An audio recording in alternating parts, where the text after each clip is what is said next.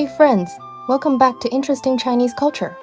A typhoon formed deep over the Pacific Ocean and traveled more than 6,000 kilometers across the sea.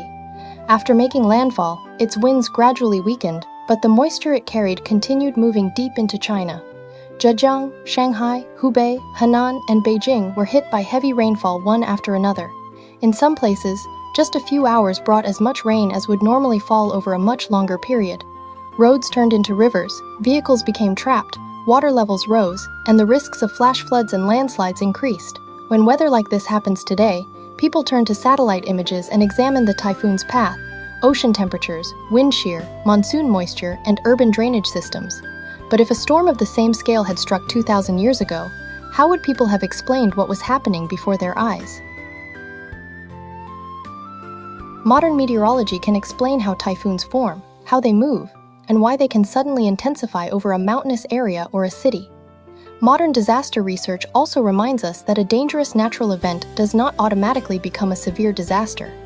Heavy rainfall is a natural hazard, but the final scale of the damage depends on many social conditions, whether people and property are concentrated in high-risk areas, whether homes are strong enough, whether drainage systems can handle the water, whether warnings arrive in time, and whether vulnerable people can be evacuated. The United Nations Office for Disaster Risk Reduction describes this as a combination of hazard, exposure, and vulnerability. This idea may sound very modern, but it subtly echoes a question that remained at the heart of ancient Chinese thinking about natural disasters. When floods, droughts, or locust plagues struck, should those in power be held responsible for the deaths of ordinary people? In ancient China, the idea of a natural disaster covered much more than what we would call extreme weather today. Floods, droughts, heavy rain, strong winds, hail, frost, unusual cold, and extreme heat were among the most common examples. Earthquakes, landslides, locust plagues, epidemics, solar eclipses, comets, and certain rare animal phenomena could also be included in the system of disasters and anomalies. In ancient texts, the word zai usually referred to an event that had already caused damage, while yi referred more often to an unusual, rare, and difficult-to-explain sign. The two were often discussed together because ancient people cared not only about what was happening in nature, but also about what these events might mean politically and morally. To understand how ancient Chinese people viewed natural disasters, we first need to look at the idea of Tian, or heaven. In oracle bone inscriptions from the Shang dynasty, questions about the weather, harvests, and wars were all taken to divination. The Shang kings worshipped Shangdi, the supreme deity, as well as their ancestors. Shangdi was believed to control the wind, rain, thunder, and lightning. Oracle bone inscriptions contain statements such as Shangdi orders rain, Shangdi does not order rain, Shangdi may send disaster, and Shangdi orders the wind. In other words, the people of the Shang dynasty believed that whether rain fell or wind blew depended on Shangdi's command. The Shang king was Shangdi's representative in the human world. If Shangdi sent a drought or flood, it suggested that something had gone wrong in the relationship between the Shang king and Shangdi. The king therefore had to repair that relationship through sacrifices and divination. Shang rituals were held very frequently. Offerings included cattle, sheep, and pigs, and sometimes even human sacrifices. During a severe drought, the Shang king would personally conduct divination to discover which ancestor or deity was causing the trouble, and then perform the appropriate ritual. This way of directly attributing natural disasters to the will of divine beings became the earliest foundation of Chinese thinking about disasters. Floods, droughts, and skies falling into chaos repeatedly appear in early Chinese mythology. The story of Yu the Great controlling the floods tells how humans redirected floodwaters and reorganized the land and social space. The story of Hao Yi shooting down the suns preserves a cultural memory of extreme heat and drought. The story of Nuwa repairing the sky describes how humanity restored order after the structure of heaven and earth collapsed, filling the world with floods and fire. These stories cannot be treated as historical reports of a single real disaster, and archaeology has not proven that every region experienced one enormous flood covering the entire world at the same time. Their value lies in the way they reveal an early understanding of disaster. When nature falls into disorder, human survival is threatened, and people must act to restore order. Yu the Great's right to rule was also closely connected to his ability to control the floods. From a very early period, the ability to manage water was closely tied to political legitimacy. During the Shang dynasty, oracle bone inscriptions give us our first clear look at how a royal government asked specific questions about the weather. Shang kings and diviners carved their questions onto turtle shells or animal bones. They asked whether it would rain, whether the amount of rain would help the harvest, when continuous rainfall would end, and whether a particular ritual could bring rain. Farming, warfare, hunting, illness, and religious ceremonies all required some judgment about the weather. The inscriptions also record rituals for bringing rain and stopping it. From a modern point of view, these divinations could not predict atmospheric circulation. However, they show that more than 3,000 years ago, the state already treated weather information as part of major decision-making and recorded the results. Some inscriptions even include later verification, showing that people compared their predictions with the weather that actually followed.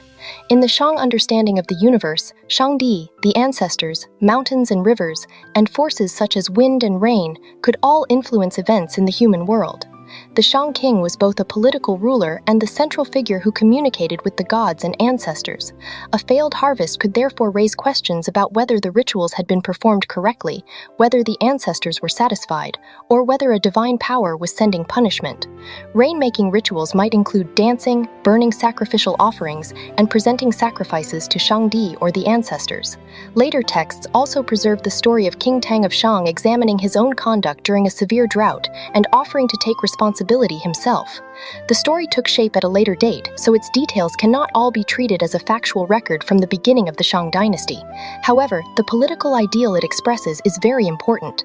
A ruler possessed the authority to communicate with heaven, and when heaven refused to send rain, he also had to step forward and accept responsibility.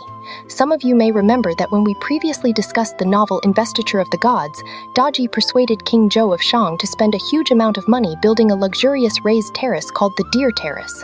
Another related structure, often used for feasting and enjoying the view from above, was the star-picking tower. Daji told King Zhou that the Deer Terrace was being built so that he could gather there with immortals. One famous Shang dynasty story is King Tang of Shang's prayer for rain. According to legend, during King Tang's reign, the realm suffered a drought that lasted 7 years. Rivers and wells dried up, and the fields produced no grain at all. The divination declared that a living person had to be sacrificed to heaven before rain would come. King Tang said, "I am praying for rain for the sake of the people. How could I then use the people as sacrifices? If a human sacrifice is truly required, then let it be me." He cut his hair, trimmed his nails, dressed in white, and went into the mulberry grove to pray to heaven. He listed 6 possible offenses of his own, including misguided policies, greedy and violent officials, the suffering of the people, overly luxurious palaces, an excessive pursuit of women, and widespread bribery. Before he had finished praying, heavy rain began to fall. The truth of this story cannot be verified, but it was quoted repeatedly for more than 2,000 years. Its central logic is very clear. Natural disasters were caused by a ruler's loss of virtue, so the ruler had to accept responsibility and might even move heaven through self-sacrifice. King Tang's prayer for rain therefore became the model for later emperors who issued edicts accepting personal blame during years of disaster. This logic eventually developed into a complete political theory known as the Mandate of Heaven. After the Zhou people overthrew the Shang dynasty, they further developed the idea of the Mandate of Heaven. The Chinese term Timo is commonly translated into English as the Mandate of Heaven. It began as a political theory explaining the legitimacy of a ruling dynasty. The Zhou claimed that heaven granted the right to rule the realm to those who possessed virtue. The last ruler of the Shang dynasty had lost his virtue, so the Mandate of Heaven passed to the Zhou. This theory provided a moral justification for dynastic change, while also placing continuous pressure on the new rulers. Ji Fa, the founder of the Zhou dynasty, was the son of Ji Bohu. Ji Bohu later became known as King Wen of Zhou, the great thinker who developed the 8 trigrams into the 64 hexagrams and laid the foundation for the philosophy and divination system of the Zhou Yi, or the Book of Changes. The Zhou argued that the Mandate of Heaven did not remain unchanged forever. Heaven constantly observed the conduct of human rulers. If a ruler possessed virtue, heaven would protect him. If he lost his virtue, heaven would send disasters and abnormal signs before eventually transferring the mandate to someone more virtuous. This was expressed through the ideas that the mandate of heaven was never permanent and that heaven favored no particular family but supported only those with virtue. In the political language of the Zhou dynasty, a natural disaster was never simply an event in nature. It was heaven's judgment of a ruler's performance. If disasters occurred frequently under one dynasty, people might believe that its mandate of heaven had already begun to weaken. This idea had a profound influence throughout Chinese history. The Zhou dynasty also developed a formal rainmaking ceremony known as the Yu ritual. It used songs and dances to pray for rain and was usually held in midsummer. Female shamans or other specially appointed dancers performed on an altar, dancing and calling out in the hope of moving heaven to send much-needed rain. If the drought continued, people might turn to more extreme measures. Shamans or people with disabilities could be left under the burning sun or even burned with fire because people believed this might produce a response from heaven. This cruel practice of burning shamans still existed during the spring and autumn and warring states periods. It was gradually prohibited as more rational attitudes developed, but for a very long time, it remained one of the methods ancient people used to respond to drought. The early idea of the mandate of heaven did not mechanically connect every rainstorm with a particular mistake in government policy. As political competition intensified during the spring and autumn and warring states periods, solar eclipses, earthquakes, droughts, floods, and unusual seasonal conditions were increasingly interpreted as warnings from heaven.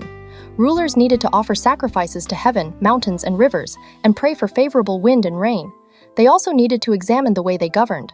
In the Zhou ritual system, the Yu ceremony was an important type of rainmaking ritual. It was usually connected with the season when crops urgently needed water, although it could also be held at other times during a severe drought. Music, dance, altars, and sacrificial offerings were all part of the ceremony. Local communities also prayed to gods of the soil, mountain gods, river gods, and historical figures who had once helped the local people. Rain was not controlled by one single deity. The system of rain gods in early China was extremely diverse. During the same period, people were also developing explanations based more closely on observations of nature. Thinkers of the spring and autumn and warring states periods gradually began to explain wind, rain, thunder, lightning, cold, and heat through qi, changes in yin and yang, and the movement of the seasons. Yin and yang were not two physical substances in the modern scientific sense. They provided a language for describing how opposing forces grew and declined, transformed into each other, and remained in balance.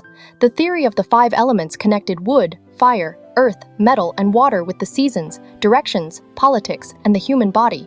It gave ancient people a unified model that included heaven, earth, the state, and the individual. This model contained many symbolic connections that cannot be repeatedly tested through modern experiments. However, its observations of seasonal patterns, changes in plants and animals, and the timing of agricultural work came from generations of accumulated experience. The 24 solar terms were an important achievement of this practical knowledge. They were based on the sun's position along the ecliptic and developed within the agricultural environment of the middle and lower reaches of the Yellow River. People used them to arrange planting, harvesting, and other farming activities. The names of the solar terms recorded seasonal changes in temperature, rainfall, dew, frost, and biological activity. They could not tell people how many millimeters of rain would fall in a particular county 3 days later, as a modern weather forecast can. They also could not be applied to every climate region of China without adjustment. However, they established a stable yearly timeline. Ancient people could compare the weather of a particular year with the normal seasonal pattern and identify early frost, delayed rain, a warm winter, or a prolonged drought. By the Warring States period, the theories of yin and yang and the five elements had risen to prominence. These theories placed both natural phenomena and changes in human affairs within the same framework of yin and yang and the five elements. Natural disasters were explained as the result of an imbalance between yin and yang or a disorder among the five elements. For example, too much yin could bring excessive rain, while too much yang could cause a severe drought. Heaven, earth, and the human world were believed to be connected through a system of mutual response, allowing human affairs and nature to influence each other. During the Han Dynasty, Dong Zhongshu organized these ideas into a systematic theory known as the interaction between heaven and humanity. Dong Zhongshu believed that heaven and human beings belonged to the same kind of order, and that human behavior, especially the behavior of a ruler, could directly affect the workings of heaven. If a ruler committed wrongdoing, heaven would send disasters and unusual signs as warnings. If the ruler still refused to correct his behavior, heaven would send even greater disasters and might eventually bring down the entire dynasty. In the Chunqiu Fanlu, Dong Zhongshu described in detail the connections between different disasters and events in human society. Solar eclipses, earthquakes, floods, droughts, locust swarms, major fires, and lightning strikes were all viewed as expressions of heaven's will. During the reign of Emperor Wu of Han, this theory gained official acceptance and became part of the empire's political ideology. From that point onward, the role of natural disasters in Chinese politics changed fundamentally. They were no longer seen only as the actions of gods that required sacrifices. They became part of a political warning system. Whenever a disaster or unusual sign appeared, the imperial court had to discuss it, the emperor had to issue an edict accepting personal blame, and officials had to submit reports about problems in the government. Political factions also frequently used disasters to attack their opponents. The three excellencies were the highest officials responsible for assisting the emperor, so natural disasters were often interpreted as evidence that they had failed in their duties. During the Han Dynasty, many of these officials were dismissed or even ordered to take their own lives because of disasters and unusual signs. Zhai Fangjin, a chancellor during the reign of Emperor Cheng of Han, was held responsible for abnormal celestial signs and natural disasters and was eventually forced to commit suicide. Disasters had become a language of political conflict. An opposition group could use an earthquake to attack a rival, while an emperor could use a solar eclipse to purge officials from the court. After the Qin and Han empires were established, beliefs about natural disasters entered a more institutionalized stage. In some ways, Qin Shi Huang may not have been an emperor who truly believed in the mandate of heaven. Otherwise, he would not have searched everywhere for a way to achieve immortality. In ancient China, trying to live forever could be described as acting against the natural order of heaven. The Qin dynasty unified the 6 states in 221 BCE and fell in 207 BCE, existing for only 15 years. During this brief period, nature showed little mercy to the enormous new empire. As centralized power expanded and the emperor was placed at the highest point of the political order, floods, earthquakes, and droughts in the provinces were increasingly interpreted as problems caused by the central government. During the Han Dynasty, the thinker Dong Zhongshu brought together yin and yang, the 5 elements, Confucian ethics, and the interaction between heaven and humanity into an influential system of thought. He believed that heaven and human beings existed within an order in which each could respond to the other. When problems first appeared within the state, heaven would begin by sending unusual signs as warnings. If those in power still refused to correct their mistakes, the disasters would become more severe. Disasters and unusual signs therefore began to function like political alarms. During the later years of Qin Shi Huang's reign, historical records were already frequently mentioning unusual weather, including thunder in winter, sudden heavy snowfall, and abnormally cold temperatures. After Qin Shi Huai succeeded to the throne, the worsening climate reached its peak. Around 209 BCE, northern China experienced an extremely severe drought. Rivers dried up, and crops withered across large areas. Droughts were often followed by locust outbreaks, and swarms of locusts consumed what little green vegetation remained. Yet soon after the drought, some areas were suddenly struck by extreme rainfall. This severe weather became the direct trigger for the uprising led by Chen Sheng and Wu Guang. Drought and heavy rain destroyed agriculture. Harsh laws drove displaced people into rebellion, and tight control over information left the empire blind and deaf in the face of crisis. Once the uprising led by Chen Sheng and Wu Guang began, former nobles from the 6 states and countless desperate people joined the rebellion. This enormous empire, which appeared to possess an invincible army and a highly organized system of government, collapsed within only 3 years. This theory gave imperial power a sacred foundation, but it also created a limited form of restraint. The emperor could claim that he ruled under the mandate of heaven, while officials could use disasters and unusual signs to demand that he stop major construction projects, reduce palace spending, pardon prisoners, dismiss officials who had failed in their duties, and allow open criticism. When a serious disaster occurred, the imperial court might issue an edict accepting responsibility, invite officials to speak honestly, reduce the emperor's meals, avoid using the main audience hall, and hold prayer ceremonies. Officials might then be sent to investigate the affected areas, reduce or cancel taxes, and distribute grain. The language of disasters and unusual signs became one of the few channels in imperial politics through which criticism could be delivered directly to the emperor. The dangers of this system were equally clear. Different political factions could use the same natural event to support completely opposite conclusions. A solar eclipse could be used to attack a chancellor. An earthquake could be blamed on the imperial harem, women in power, minority groups, or a particular reformer. Whoever had the authority to interpret heaven's will gained a powerful political tool. The theory of disasters and unusual signs sometimes forced rulers to respond to the suffering of ordinary people. At other times, it reduced complicated climate, economic, and social problems to moral accusations. The food, medicine, and safe shelter that victims actually needed could easily be overshadowed by grand ceremonies and political struggles within the imperial court. Historical records from the Han Dynasty introduced a special section known as the Treatise on the 5 Elements. Beginning with the Book of Han, the official histories of later dynasties recorded many kinds of disasters and unusual phenomena, including solar eclipses, earthquakes, floods, droughts, locust swarms, powerful winds, hailstorms, fires, and even unusual animal behavior. All of these events were recorded in chronological order. At the time, these records served as political documents. Today, they have become valuable sources for the study of climate history.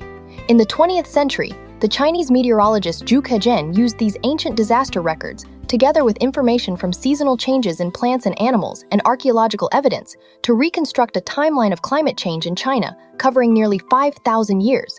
Ancient records of disasters and unusual signs may appear superstitious, but they have provided modern science with long-term data. This also reminds us that although ancient Chinese ideas about natural disasters contained many mystical elements, people took the recording of these events very seriously. When a flood occurred in a particular region, local officials had to report it to the imperial court, and official historians would record it. This institutional system of record-keeping shows how important natural disasters were to the government of the state. During the Western Han Dynasty, the great Confucian scholar Dong Zhongshu organized these ideas into a systematic theory known as the interaction between heaven and humanity. This theory profoundly shaped the way ancient Chinese society understood natural disasters for more than 2,000 years. Dong Zhongshu believed that heaven and humanity shared a mysterious relationship of correspondence and mutual response. Heaven possessed a will of its own and used natural phenomena to express its judgment of political conditions in the human world. Favorable winds, timely rain, and abundant harvests were seen as heaven's reward for a ruler who governed with kindness. These events were known as auspicious signs.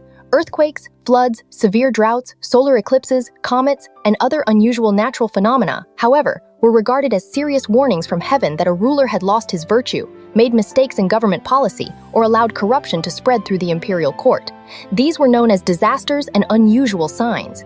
Within Dong Zhongshu's theoretical system, natural disasters were no longer treated as simple physical phenomena or random events. They were given powerful political and moral meaning. Every major natural disaster was like a yellow card warning sent by heaven to the emperor. If the emperor reflected on his conduct and corrected his mistakes in time, heaven would bring these disasters and unusual signs to an end. If the emperor stubbornly refused to change, heaven would send even greater disasters and might eventually withdraw the mandate of heaven, bringing about the fall of the dynasty and the rise of another. This political and moral interpretation of natural disasters deeply influenced the way Chinese dynasties operated. When a major disaster occurred, the emperor's first response was often not limited to organizing disaster relief. He was also expected to conduct a serious political and moral examination of his own behavior, often expressed through the ceremonies of offering sacrifices to heaven that frequently appear in television dramas. The edicts of self-blame that appeared repeatedly throughout Chinese history were a direct product of this belief. An edict of self-blame was a public statement of self-criticism issued by an emperor when a natural disaster occurred or the state suffered a major setback. In the edict, the emperor would admit that his own lack of virtue had disturbed the balance of yin and yang and caused the disaster. He would then announce a series of corrective measures, such as granting a general amnesty, reducing or canceling taxes in the affected areas, dismissing officials considered unfit for office, or even opening imperial parks so that ordinary people could enter and gather food. From a modern perspective, this practice may appear to lack a scientific basis. In ancient society, however, it served an extremely important social function. It sent a clear message to the people that the highest ruler accepted moral responsibility for the disaster and was actively trying to correct his mistakes. To a great extent, this helped reduce anger among disaster victims and preserve social stability. It also gave the imperial court a legitimate political opportunity to adjust its policies and reduce the burdens placed on the people. As history developed, the abstract will of heaven gradually took physical form in folk beliefs and mythology, as individual gods with their own appearances and responsibilities. To understand and respond to unpredictable weather, ancient Chinese people created an enormous and highly bureaucratic system of weather gods. At the center of this system, the most important and widely recognized deities were the dragon kings. Throughout Chinese history, the dragon has served as a cultural symbol representing absolute authority and power. Dragons were embroidered on the emperor's robes. The marriage of a man and a woman was described as the harmonious union of the dragon and the phoenix. When ancient scholars passed the imperial examinations and gained official positions, their success was compared to a carp leaping over the dragon gate. In short, the dragon appeared throughout Chinese history as a symbol of power and the highest honor. The dragons found in early Chinese texts were not exactly the same as the dragon kings familiar to us today. Before the Qin dynasty, the dragon was a divine creature that could rise into the sky, enter the water, gather clouds, and bring rain.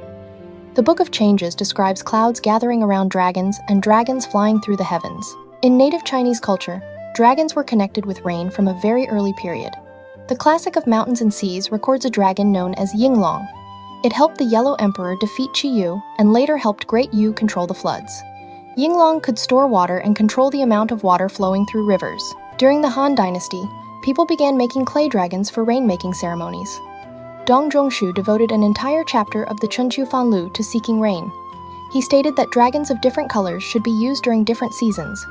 During a spring drought, people should make an azure dragon and offer sacrifices toward the east. During a summer drought, they should make a red dragon and offer sacrifices toward the south.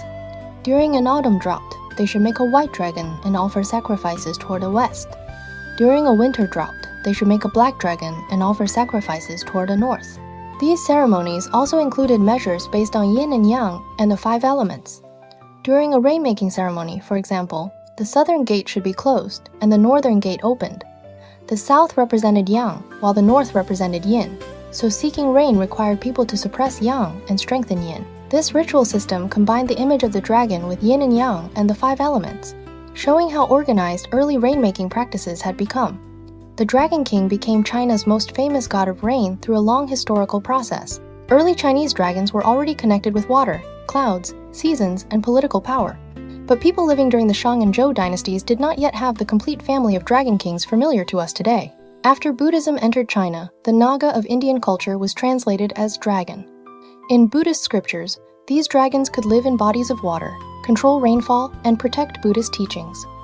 There were also dragon kings, dragon maidens, and underwater dragon palaces. Native Chinese ideas about dragons, water gods, Hubei the river god, and sea gods gradually merged with these Buddhist figures. Taoism also brought the dragon kings into its own system of deities. By the Tang dynasty, praying to dragon gods for rain had become part of state rituals, giving the dragon kings a clearer official position. After the Song dynasty, the imperial court repeatedly granted official titles to local water gods and dragon gods. Dragon King temples spread through cities and villages, and the Dragon King gradually became the most familiar divine manager of rainfall. After Buddhism entered China, it brought the Indian Naga dragon kings with it. In Buddhism, Nagas were serpent-shaped water deities that lived in rivers, lakes, and seas. They could bring rain, but they could also cause floods. Buddhist scriptures contained many stories about dragon kings, including dragon kings protecting Buddhist teachings, bringing rain from their underwater palaces, and accepting the teachings of the Buddha. As Buddhist scriptures were translated, Naga was translated as dragon, and gradually merged with the native Chinese dragon. After the Tang dynasty, belief in the dragon king spread widely across China. In the Great Tang records on the western regions, Xuanzang recorded many Indian stories about dragon kings, and these stories later circulated among the Chinese people. Taoism quickly absorbed the dragon kings into its own divine system. It taught that the dragon kings served under the Jade Emperor and were specifically responsible for bringing rain and snow. During the Tang dynasty, ideas about the dragon kings of the 5 directions and the dragon kings of the 4 seas began to appear. The 4 dragon kings ruled the East Sea, South Sea, West Sea, and North Sea. Each sea had its own dragon king's palace, along with dragon princes and descendants. These characters later became widely known through Journey to the West.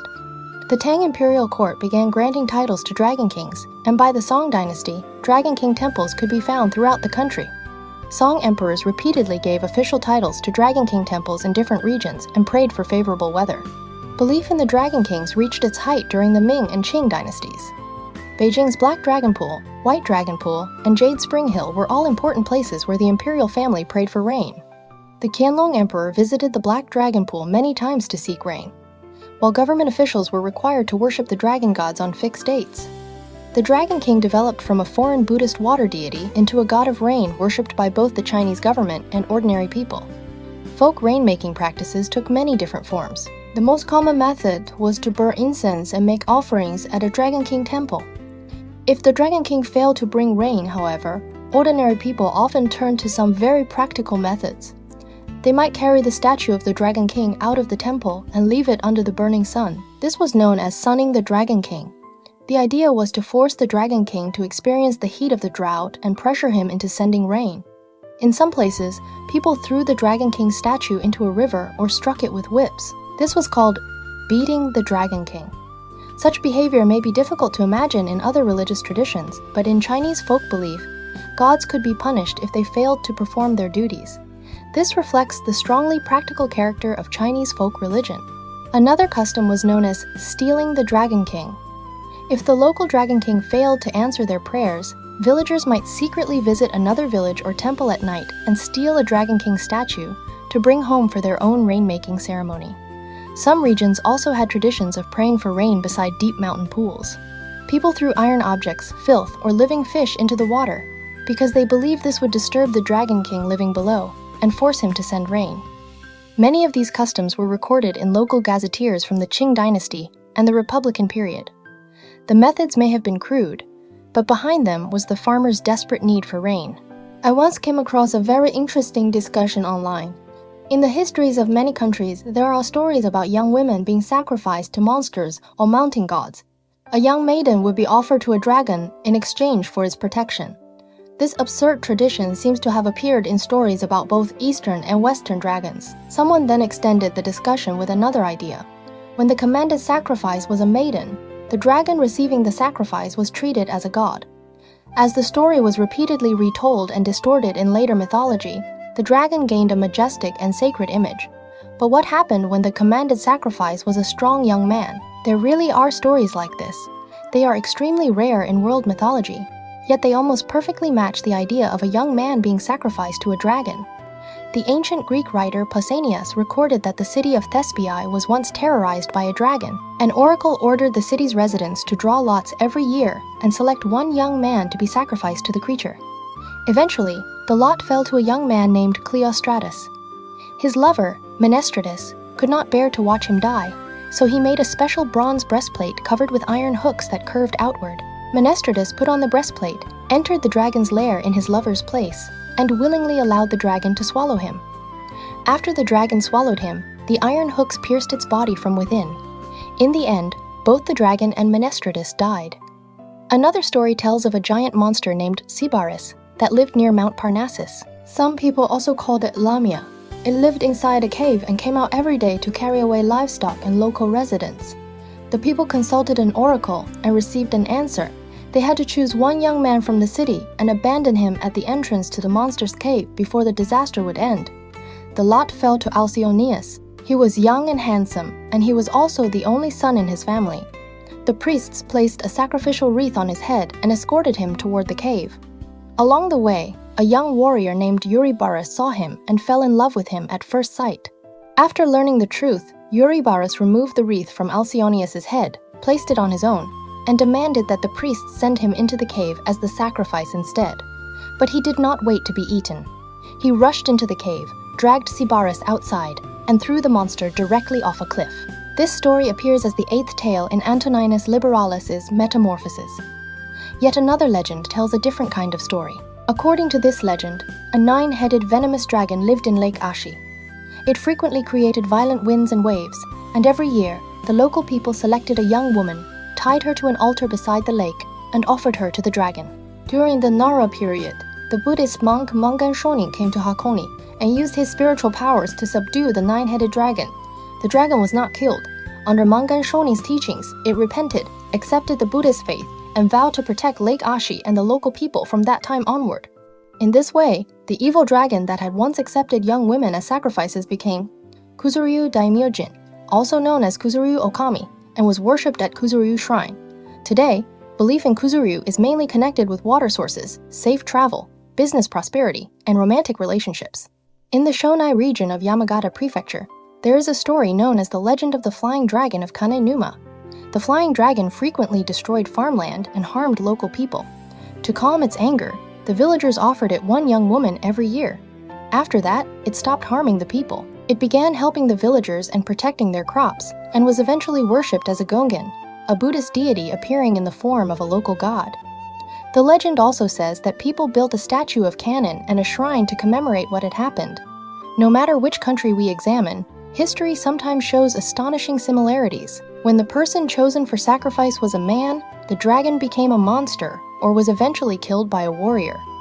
But when the sacrifice was a woman, the dragon could become a godlike being and might even be worshipped and followed by later generations. Alright, we have wandered a little away from the main topic. Let us return to our discussion of the Dragon Kings. What ordinary people wanted from a Dragon King was usually very simple: rain. So in general, the Dragon King's wish-granting business must have been especially busy during spring and summer. Official rain-making ceremonies were much more solemn than folk rituals. When an emperor prayed for rain, he had to fast, bathe, and walk to the altar before burning incense and offering prayers. During the Qing dynasty, official rain-making ceremonies followed a fixed procedure. The Imperial Astronomical Bureau usually selected the date first.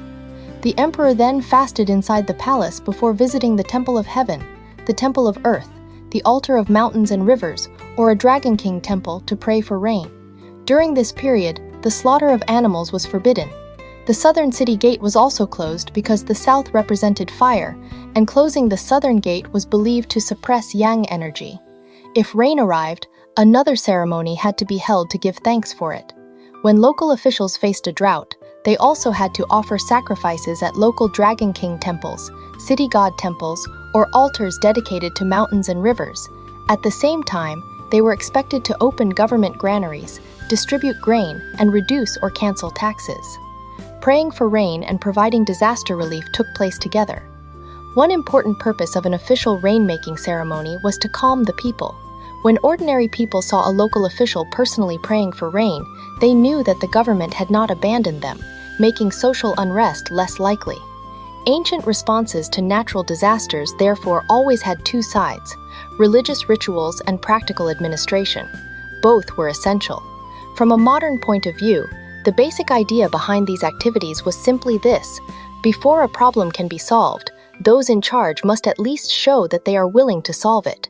Only then could the people feel reassured. The image of the dragon went through a long and complicated evolution in Chinese culture. Beautiful jade dragons have been discovered at Neolithic sites belonging to the Hongshan culture, showing that the dragon originally served as a tribal totem and a symbol of natural forces. In early mythology, dragons were mainly connected with water and were regarded as divine creatures capable of gathering clouds and bringing rain. However, the Dragon Kings eventually developed into a group of gods with distinct personalities, families, and a bureaucratic system, and their formation was deeply influenced by foreign culture. After Buddhism entered China during the Han Dynasty, it brought the Indian concept of the Naga.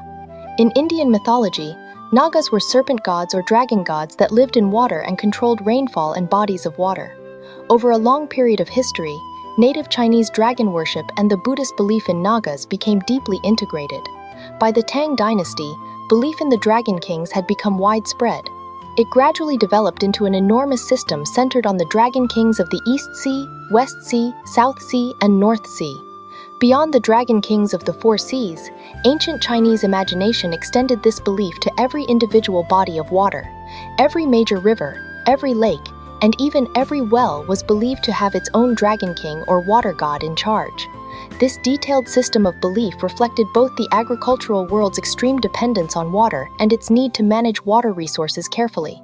In the ancient understanding, rainfall was not the physical result of atmospheric circulation. It was an administrative task carried out by the Dragon Kings according to orders from the heavenly court or prayers from the human world. Working alongside the Dragon Kings was an entire divine bureaucracy responsible for wind, rain, thunder, and lightning. The gods of nature in Chinese mythology rarely existed in isolation. They were usually organized into an institution resembling a human imperial court. Feng Bo was responsible for the direction and strength of the wind. Yu Shi controlled the amount of rain and the area in which it fell. Lei Gong and Dian Mu carried out punishments or warnings through thunder and lightning. In some folk legends, Lei Gong had a bird-like beak and wings and carried a hammer and chisel, which he struck together to create thunder. If some of you remember the story we previously discussed in Investiture of the Gods, Ji Bohu found a child on the road and later named him Lei Zhenzi. The work Lei Zhenzi eventually performed was essentially the work of Lei Gong. Dian Mu, whose name means the mother of lightning, was naturally responsible for lightning. She carried 2 mirrors and used them to illuminate Lei Gong's target before he struck, preventing him from accidentally harming innocent people. This personification and bureaucratic organization of natural forces was a psychological method through which human beings tried to understand and control the uncontrollable power of nature. Once natural phenomena were given human personalities and administrative duties, people felt that they could influence the gods' decisions through sacrifices, prayers, or even negotiation, and thereby secure favorable weather for their survival. When extreme weather such as drought or flooding actually arrived, ancient Chinese people responded with a series of complex and solemn rituals. The most representative of these was the rain-making ceremony. In ancient China, praying for rain was more than a religious activity. It was a highly institutionalized state ceremony, as well as an important form of psychological survival for ordinary communities facing desperate conditions. At the official level, the rain-making ceremony was known as the Yu ritual, and it formed an important part of the ceremonial system of successive dynasties. According to the rites of Zhou, the state had to hold a grand rain-making ceremony whenever a severe drought occurred. The ceremony followed extremely strict procedures. Local officials, or even the emperor himself, had to fast in advance, bathe, change clothes, and stop all forms of entertainment to demonstrate sincerity toward heaven.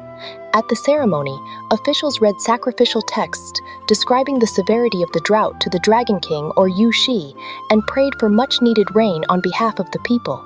In extreme cases, when ordinary ceremonies failed, rulers might adopt even more severe forms of self-punishment.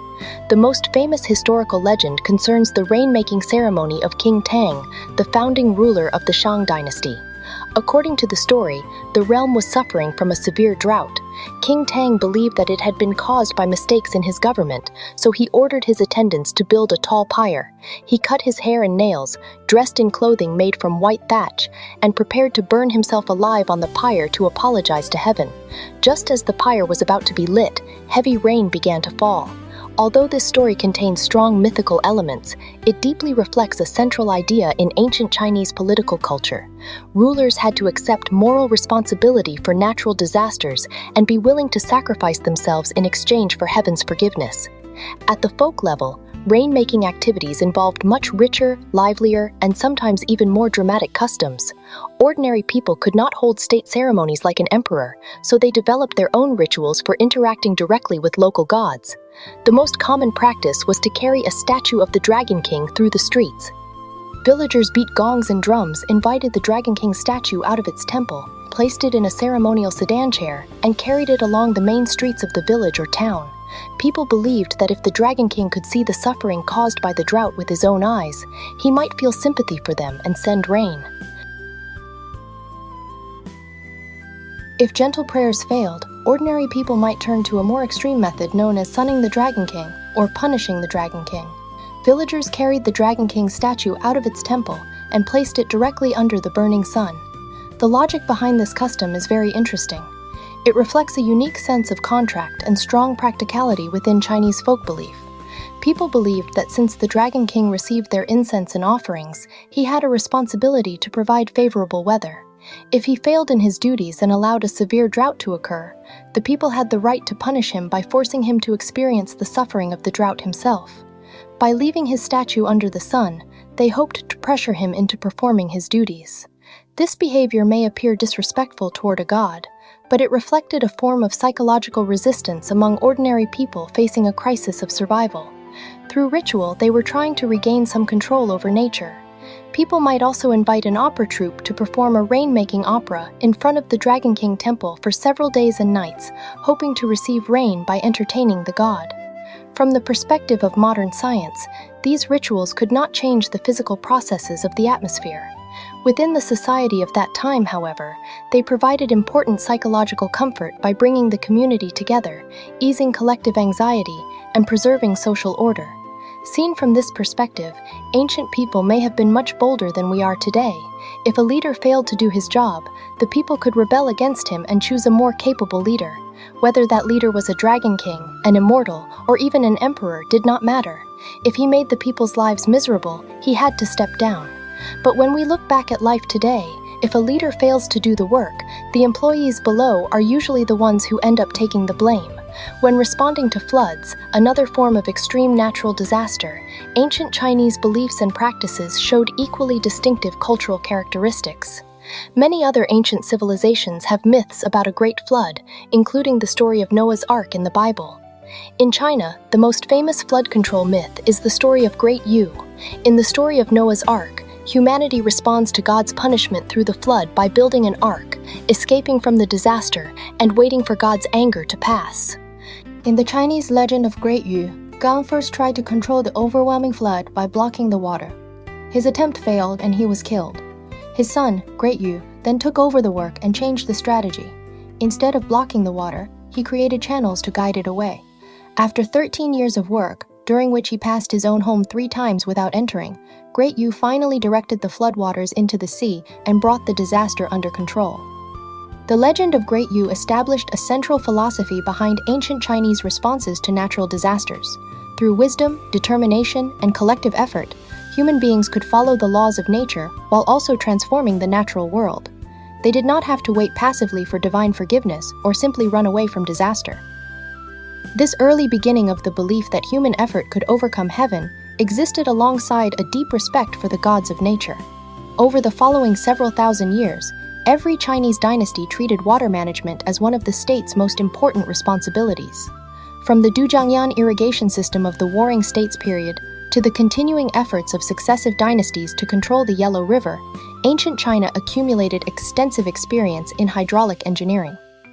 These projects show that ancient Chinese understanding of natural disasters did not remain entirely within the world of mythology and superstition. While respecting the power of nature, people also actively explored practical and scientific methods of using natural laws to prevent disasters and reduce their effects. In ancient China, typhoons were known as zhufeng.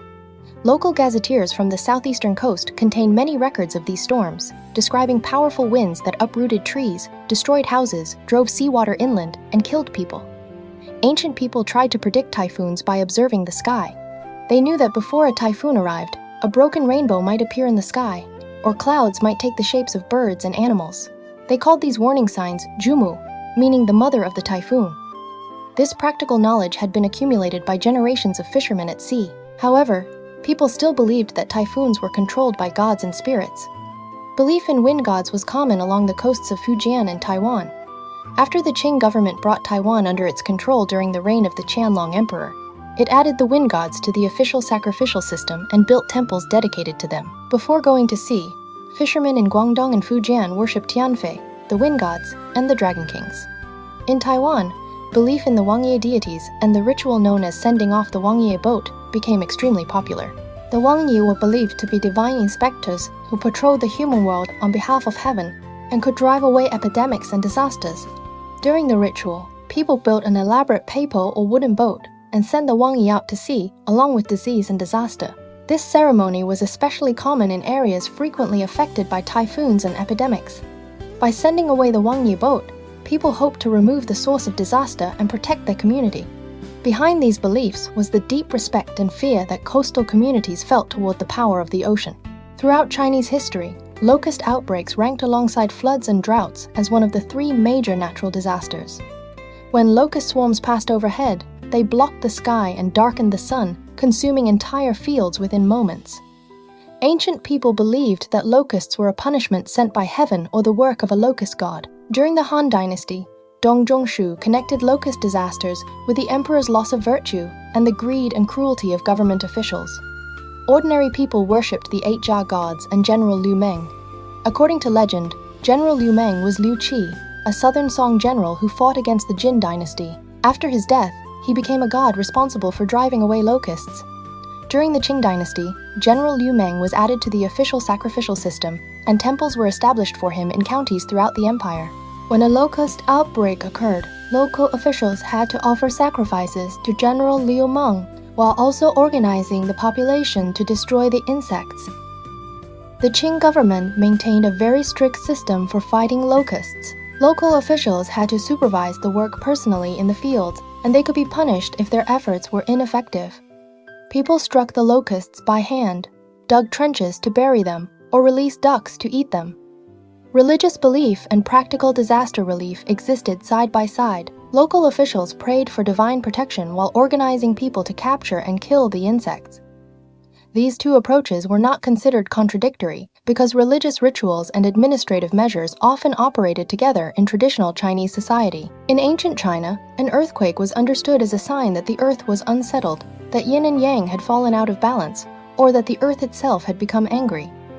During the Han Dynasty, Zhang Heng invented a seismoscope that could detect and indicate the direction of an earthquake. This was an important achievement in the history of science. However, official explanations of earthquakes still depended heavily on the theory of interaction between heaven and humanity. Earthquakes were often interpreted as signs that imperial relatives were controlling the government, eunuchs were creating political disorder, or women in the imperial palace were interfering in state affairs. When several earthquakes occurred during the Eastern Han Dynasty, some officials blamed them on the political power of Liang Ji, a relative of the imperial family. Earthquakes also became tools in political struggles. Whenever one occurred, the emperor issued an edict asking officials to speak honestly, and ministers used the opportunity to attack their political enemies. Earthquakes could also be interpreted as signs of dynastic change. Near the end of the Ming Dynasty, a major earthquake in northern China occurred alongside repeated droughts, locust outbreaks, and epidemics. These events were seen as proof that the mandate of heaven had already left the Ming, while popular rebellions led by figures such as Li Zicheng spread rapidly. Natural disasters and the rise and fall of dynasties were therefore closely connected throughout Chinese history. The final years of many dynasties were accompanied by extreme weather and natural disasters. The Yellow Turban Rebellion at the end of the Han Dynasty was connected with epidemics and drought. During Huang Chao's rebellion, near the end of the Tang Dynasty, the Guangdong region suffered a severe drought. Near the end of the Yuan Dynasty, the Yellow River flooded and the Red Turban Rebellion began. During the Little Ice Age at the end of the Ming Dynasty, years of drought, locust outbreaks, and epidemics left displaced people everywhere, and eventually contributed to the fall of the dynasty. Ancient politicians and historians believed that frequent disasters meant the mandate of heaven was passing to a new ruler. This belief forced emperors to reduce taxes and open government granaries during years of disaster. Otherwise, they risked losing their political legitimacy. The Wei, Jin, Northern and Southern Dynasties period was a typical cold period in Chinese history. The significant decline in temperature damaged the living environment of the northern nomadic peoples. Grasslands deteriorated, and large numbers of livestock died. In search of new places to survive, these groups began migrating south on a large scale and entering the agricultural regions of the Central Plains. This mass migration and the ethnic conflicts caused by climate change directly contributed to the fall of the Western Jin dynasty, followed by several centuries of division and warfare between northern and southern China. After the rise of Neo-Confucianism during the Song and Ming dynasties, explanations of disasters and unusual phenomena began to change. Neo-Confucian scholars placed greater emphasis on self-examination and correction in human affairs. They argued that natural disasters resulted from corruption in the human heart and failures in government. They focused less on punishment by gods and spirits, and more on the response of heavenly principle to human conduct. Zhu Xi discussed rainmaking ceremonies and argued that sincere prayers were necessary, but virtuous government was even more important. He opposed excessive belief in strange and supernatural forces, but he did not reject ritual sacrifices. These ceremonies could calm the people and were also part of the established ritual system. As a result, the official sacrificial systems of the Song, Yuan, Ming, and Qing dynasties became more complete. Dragon kings, wind gods, thunder gods, and the gods of mountains and rivers were all included in the official system, creating a standardized set of rituals for responding to disasters. The collected statutes of the Great Qing described in detail the ceremonies and offerings required for different disasters. When a local official took office, he had to become familiar with these rituals. During a drought, officials had to fast, prohibit animal slaughter, close the southern gate, build an altar, and pray for rain. During a flood, they had to offer sacrifices to the river gods, open floodgates, and organize emergency work. These practices combined practical methods with religion, but their goal was the same: to preserve social order. When we turn our attention away from mythology and ritual and return to the course of real history, modern historical climatology offers a new perspective for examining the relationship between natural disasters and the fate of Chinese dynasties. In the 20th century, the well-known Chinese scientist Zhu Kezhen conducted extensive research into official histories, local gazetteers, personal diaries, and records of seasonal changes in plants and animals. Using this information, he created a timeline of climate change in China covering nearly 5,000 years. His research revealed a remarkable pattern. Several major periods of social unrest and dynastic change in Chinese history were closely connected with severe climate fluctuations, especially periods of cold and drought. An even more representative example, widely studied by modern scholars, is the Little Ice Age during the transition from the Ming to the Qing dynasty. During the 17th century, the global climate experienced a significant period of cooling, and China was also affected. Detailed accounts in the history of Ming and in the treatises on the five elements and treatises on disasters and anomalies found in local gazetteers show that northern China experienced an extremely rare combination of severe climate conditions near the end of the Ming dynasty, especially during the reign of the Chongzhen emperor.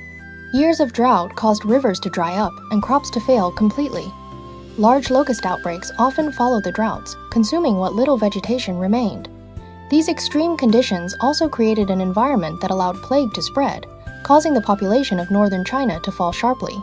This rapid deterioration of the climate dealt a devastating blow to the Ming dynasty, whose survival depended on a fragile economy built around small farming households. The collapse of agriculture destroyed the livelihoods of countless farmers and turned them into displaced people. To respond to the military threat from the later Jin in the north, the predecessor of the Qing dynasty, as well as the growing peasant rebellions within the empire, the imperial court repeatedly increased taxes through measures such as the 3 additional levies. This pushed people who were already struggling to survive into complete desperation. Eventually, peasant armies led by Li Zicheng spread across the country.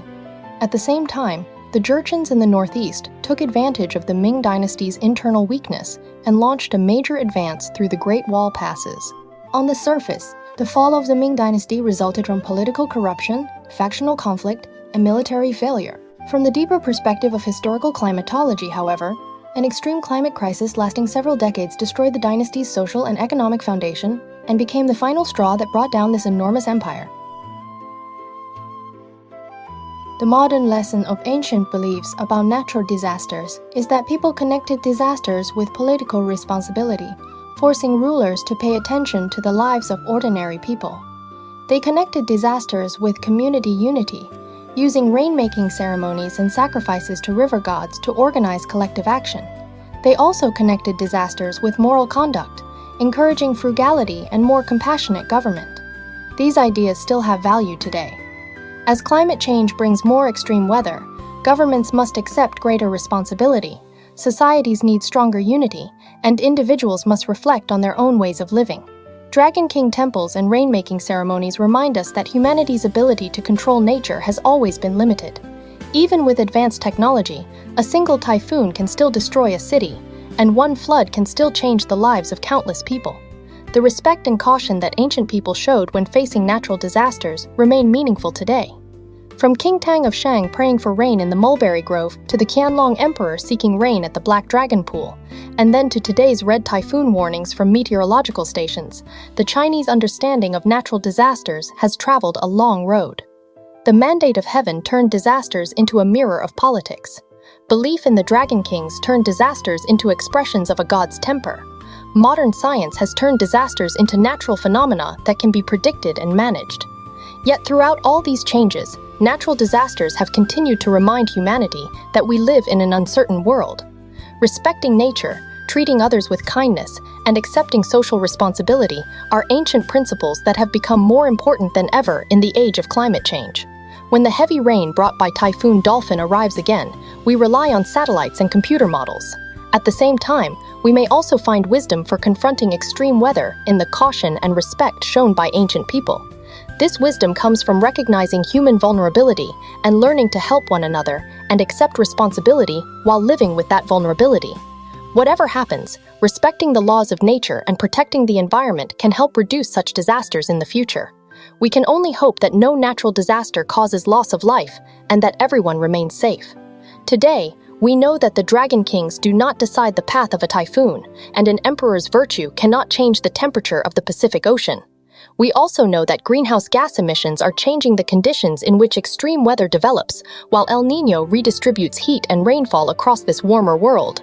Early warnings, evacuations, sponge city systems, wetland protection, flash flood monitoring, infrastructure upgrades, and coordinated rescue efforts across different regions can all reduce losses.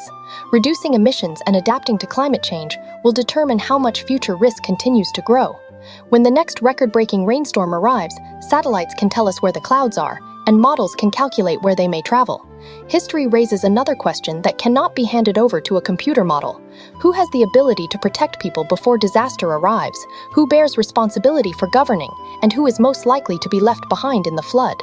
3,000 years ago, people carved this question onto oracle bones, placed it within the mandate of heaven, and told it through stories of the Dragon Kings. If you enjoyed today's episode, feel free to give the show a like, subscribe, and share it with someone you think would enjoy it too. Thank you for spending this time with me. I will see you in the next episode.